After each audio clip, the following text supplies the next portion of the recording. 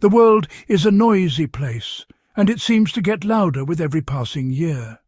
We are taught from a young age that movement is the only proof of life, that to stand still is to fall behind. We chase the sun, we race the clock, and we fill every silent gap with the weight of a worry. But we have forgotten how to simply exist within the space we occupy.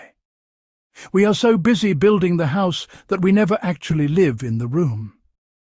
If you look at a river, it does not hurry. It meets an obstacle and finds a way around. Or it waits until the water rises enough to pour over the top. There is no frantic energy in the water, yet it carves through stone.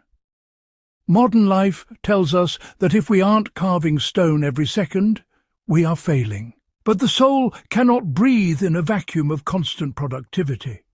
We need the moments where the mind is allowed to drift like a fallen leaf on a pond, aimless and unburdened. To relax is not a luxury. It is a fundamental act of reclamation. When you step back, you aren't just resting your body. You are reclaiming your perspective. When you are too close to a mountain, all you see is the rock.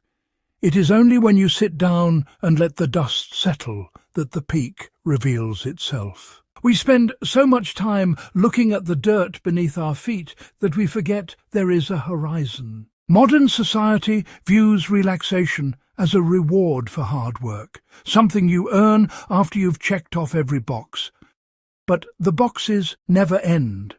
There will always be another email, another chore, another goal. If you wait for the end of the list to find peace, you will be waiting forever. You must choose peace in the middle of the chaos. You must be able to sit in a room that is still messy and decide that for this moment, the mess does not matter. That is true power, the ability to detach your internal state from your external circumstances. There is a profound beauty in the mundane when you finally slow down enough to see it.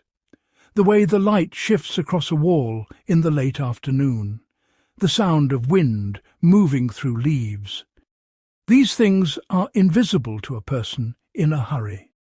When we rush, we are essentially skimming the book of our lives, jumping from one plot point to the next without ever reading the descriptions. We get to the end and realize we missed the entire story. We often feel guilty when we do nothing. That guilt is a byproduct of a culture that values you only for your output. But you are more than a machine. Silence is not empty.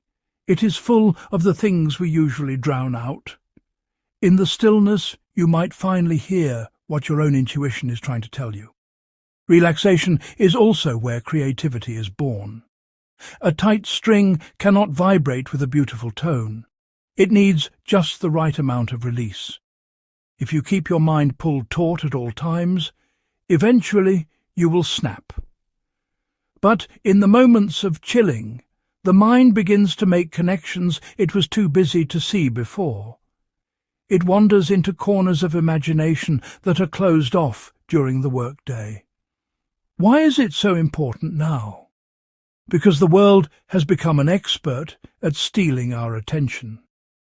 Every app and every news cycle is designed to keep us on edge. Taking time to do nothing is an act of rebellion. It is saying that my time belongs to me, not to the algorithm, and not to the expectations of strangers. It takes practice. You might sit down to relax and find that your mind is racing. Don't fight the thoughts. Just watch them pass by like cars on a highway. You are the observer on the grass, not the driver. Eventually, the traffic thins out, the noise dies down, and you are left with the simple, quiet reality of being alive. Life is not a race to be won, it is an experience to be savoured. So, put down the phone, let the world spin on its own for a while. It will still be there when you get back. For now, just breathe. This moment is enough. You are enough.